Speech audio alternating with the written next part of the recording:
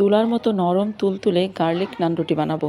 তো সেই জন্য আমি একটা মিক্সিং বোলে 2 কাপ পরিমাণ ময়দা নিয়ে নিলাম। তারপর সামান্য পরিমাণে লবণ, 2 টেবিল চামচ চিনি, পৌনে 1 চা চামচ ইস্ট, 2 টেবিল চামচ গুঁড়া দুধ আর 2 টেবিল চামচ সয়াবিন তেল নিয়ে খুব ভালোভাবে মিশিয়ে নিলাম। তারপরে মাঝখানে একটু ফাঁকা করে নিয়ে কুসুম গরম পানি দিয়ে অল্প অল্প করে পানি দিয়ে একটা আঠালো ডো বানিয়ে নিলাম। তারপরে এখানে আবারও 1 টেবিল চামচ সয়াবিন তেল দিয়ে এটাকে মথে নিলাম। মথে নেওয়ার পর 2 হাত দিয়ে এরকম গোল করে ঢাকনা দিয়ে ঢেকে রেখে দিলাম গরম জায়গায় 1.5 থেকে 2 ঘন্টার জন্য।